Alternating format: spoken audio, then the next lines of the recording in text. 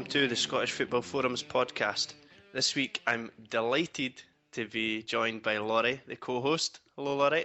Check you, your thesaurus out. I couldn't think of another way of saying as usual, so I thought I'd kind of switch it around and say I was delighted. Well, Craig. So was it good enough? Yeah, it's tremendous to be here once again. Good. We're also joined by Greig. Hello Greig. How we doing? Alright, sorry you didn't get as big a build-up, but you don't moan about it as much as Laurie. I was going to say, maybe I'll make my 10th appearance. I might get delighted to be welcomed by, but until I make my 10th, I'm going to stick with a just good old-fashioned joined by. You maybe get a badge or something like that. Maybe, there's an idea. That's a great idea. As heard on the Scottish Football Forums podcast. A little certificate or something. Yeah, aye. Next time you're going out, you can say, "Don't you know who I am?" They'll say no, but they'll say no. They say, yeah, of course I do. I recognise that voice. Yeah. Do you support Motherwell? You that Motherwell fan? I tell you what, I've been getting extra traffic on my Twitter off the back of this podcast. Good. And when I say extra traffic, I mean 2 followers. But hey, that's 100% increase in what it was before, so can't be bad. Good.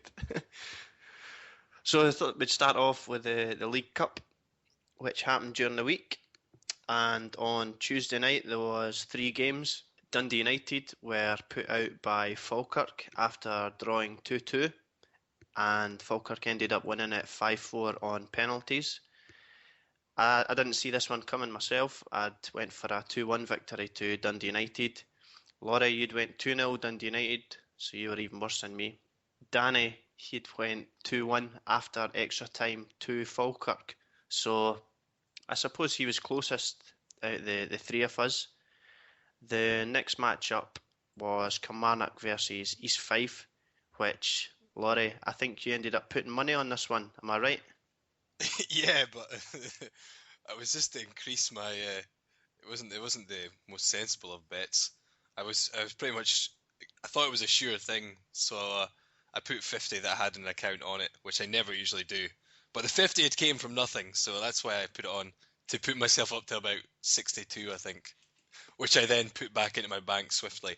But not before. Oh yeah. Not before I used my excess £2 to bet on Falkirk to win midway through extra time when they were 2-1 down. Well, it was on Falkirk to go through, so that got me about another 15. So, but that was all from that. Good. The 50 was from a free bet. You know, I wouldn't usually put that sort of money on one result. So just to know, so no one thinks I've got some sort of gambling problem there. But yeah, so the League Cup done well for me. But I did think that if any game was going to cause a shock, it would be the Falkirk game. I did think United would still win, but I thought maybe there was a possibility of a shock there, and you know, Danny did call it that way. And yeah, it seemed to be the most entertaining game, although from what I heard and what I saw, I don't know how United hadn't had the game sewn up before it got to extra time. But if you don't take your chances, then that's what can happen.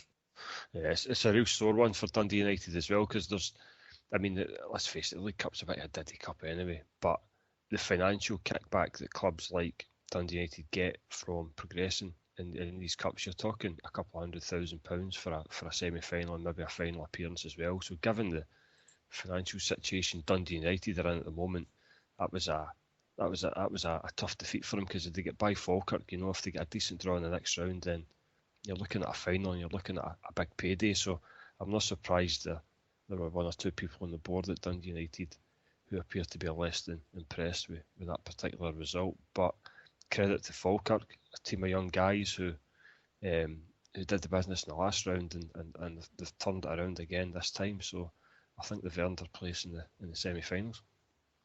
So the Kilmarnock East Fife game, they finished 2-0 to Kilmarnock. I'd went for a 3-2 victory to East Fife because just the romance of the cup kind of took over, clouded my judgment.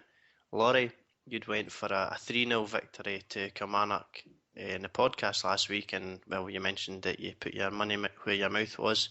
Danny, he'd went for a 3-0 victory as well. The final game on the Tuesday evening was St Mirren versus Ayr. which I went into this thinking that St Mirren are going to stroll this one 3-1. Laurie, I think you went 2-1, and Danny had went 1-0 to St Mirren as well. And in fact, Ayr won this 1-0, which was a bit of a shock.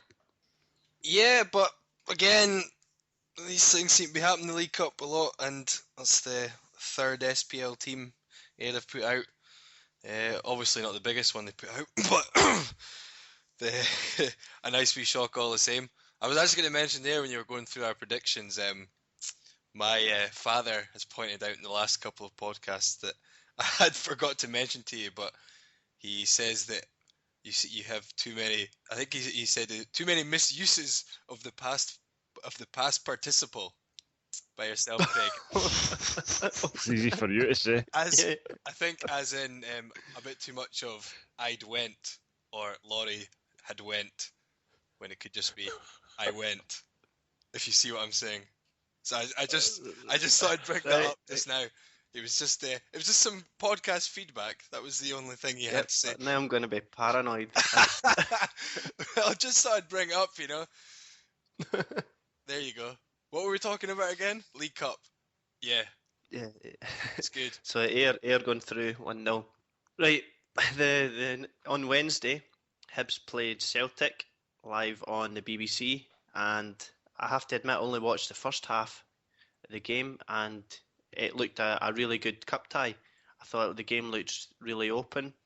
Hibs went in at half time 1-0 up, and well, I thought that there was plenty more goals to come, so I put a wee sneaky bet on Celtic to win over 90 minutes, and well, they obviously did because they won 4-1.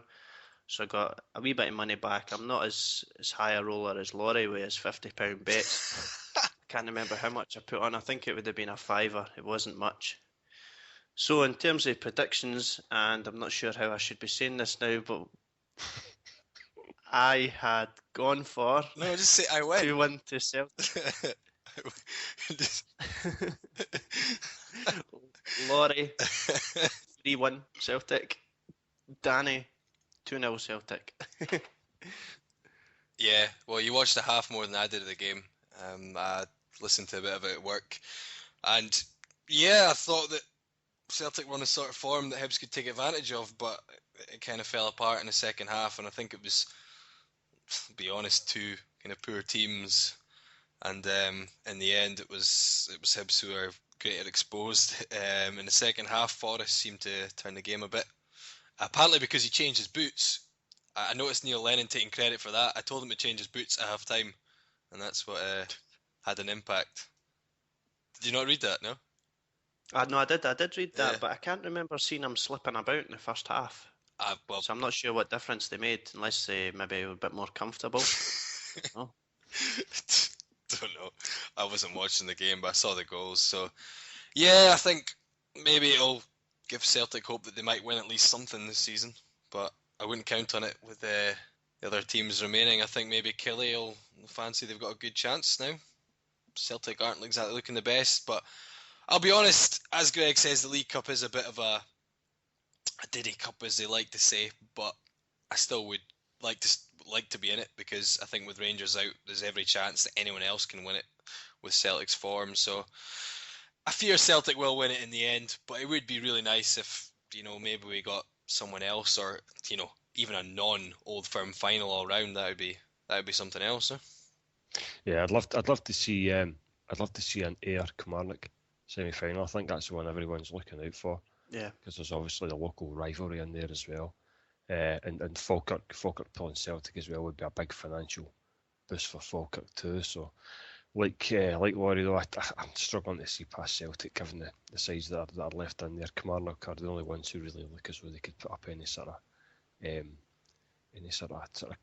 strong competition against the Celtic side. But you never know. You get Celtic when they're on a bad day, and you know, funnier things have happened. But it's looking like a bit of shoeing at the moment. yeah, especially if they do get to the final, when it's Hampden's going to end up pretty much like a home match for them, especially if they end up facing Ayr or Falkirk. Yeah, no, I just remember from back in May in the cup final there as well, and it was obvious you were going up against a side that had been to Hampden umpteen times in the past, whereas Motherwell were relative strangers there, and it makes a big difference on cup final day. So it's difficult to see past Celtic at the moment, but who knows?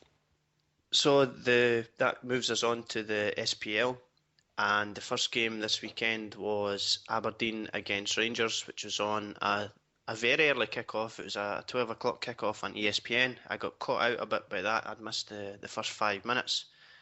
The first half was... What do you think, it was 12 or so 5? fun. What do you think, it was 5 past 12 kick-off? I turned it on expecting to get the build-up to it, thinking it was a half 12 kick-off. Yeah. Why was it so early? Why was it at 12?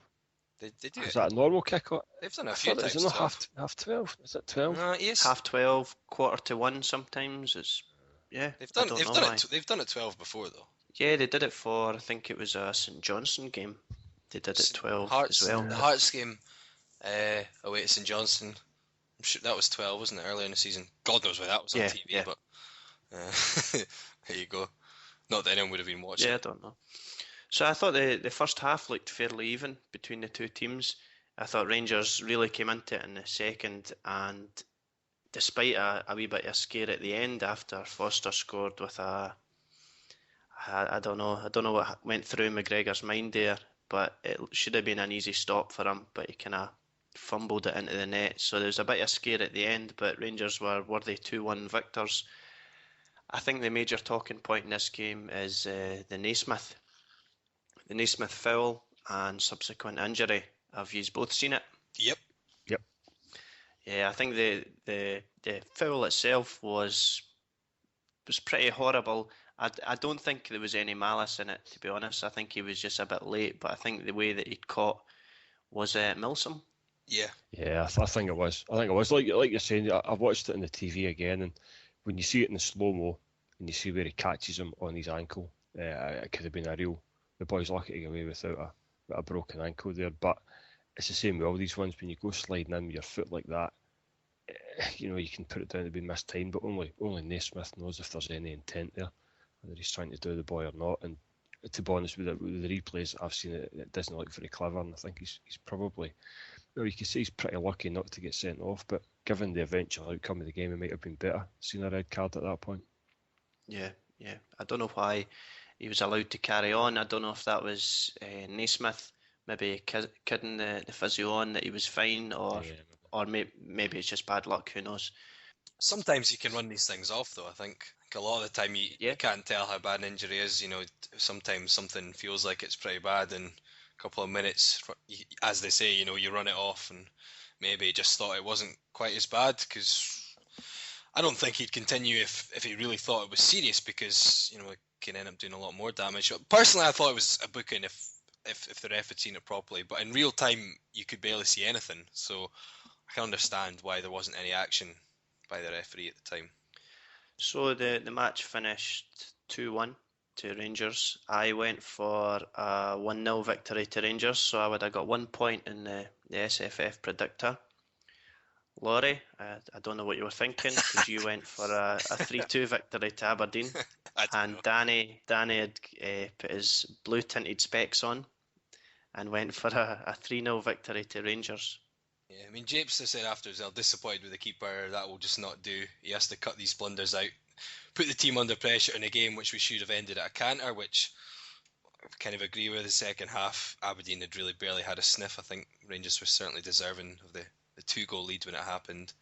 JB was saying Aberdeen point of view. He said on the forum, and even first half, but second half, Rangers were a better team. It would have been good to get a point, but we've had difficult last 2 games against Old Firm, and we're starting to pick up points against the teams around or below us, which is what we need to do. Yeah, and that was good to see old Paul Brown losing his rag on the touchline as well, shouting and bawling. There's nothing better when you see a manager, claiming profusely for something, and then when you see the replay, it's absolutely never a penalty kick. There's nothing there. It was fantastic watching that, and to his credit, when he was interviewed later on, he was doing his usual gentleman Jim impersonation by refusing to criticise the referee, the same old rubbish that he's been trotting out for months. But we'll wait and see